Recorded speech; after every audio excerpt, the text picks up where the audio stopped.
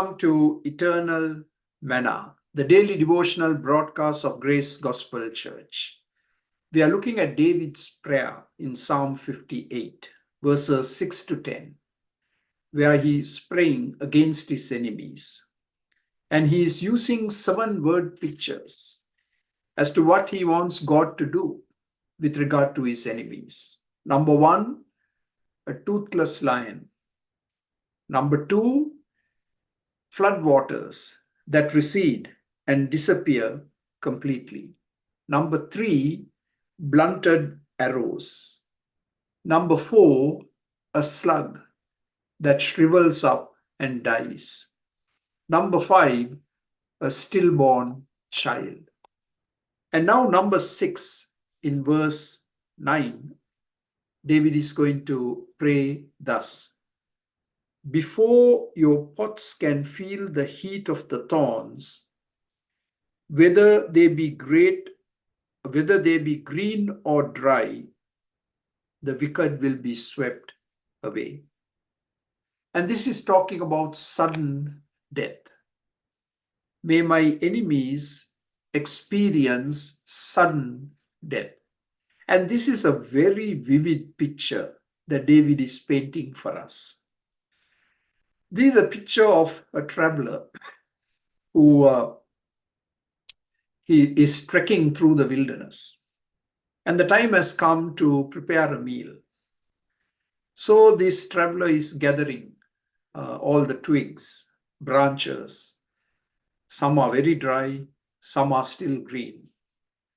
And he puts some stones together in an orderly manner. And he keeps his cooking pot on top of those stones. And there is water, and there is whatever vegetable inside to boil. And now he sets fire to this to the twigs. And before you know it, before the pot can even warm up, a sudden desert wind blows with intense ferocity, and the cooking pot is swept away, and the fire goes out, and this poor traveler cannot have a meal. It talks about something that's going to happen very suddenly, very dramatically, and irretrievable. So David is praying that this is what should happen to his enemies: sudden death. And the final word picture that he gives again is very vivid.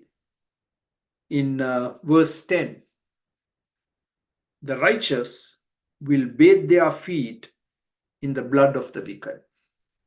Again, David is taking us to the battlefield. The enemy has been conquered, and the victors are now moving among the dead corpses of the enemy. They are collecting spoil. But in that whole process, the blood of the enemy is going to stain their garments and their feet. Depending on how intense this battle has been and how many of the enemy have been killed and how much blood has been poured out, the victor's feet are going to be bathed in the blood of the wicked. So David is praying that his enemies will meet with a similar fate. And as he goes to collect the spoil, that his feet will be bathed in the blood of the enemy. Psalm 68 and verse 23 says thus: you may plunge your feet in the blood of your foes. A very common sight in those days. In other words, the enemy is now completely eradicated. The enemy is dead. I am the victor. I get the spoils. And as evidence that the enemy is truly conquered, my feet are bathed in the blood of the enemy. Sounds pretty gruesome to us, but then, of course, this is what David experienced in his life. So, 7 pictures that David uses in this particular psalm as to what God should do to his enemies. God bless you. Amen.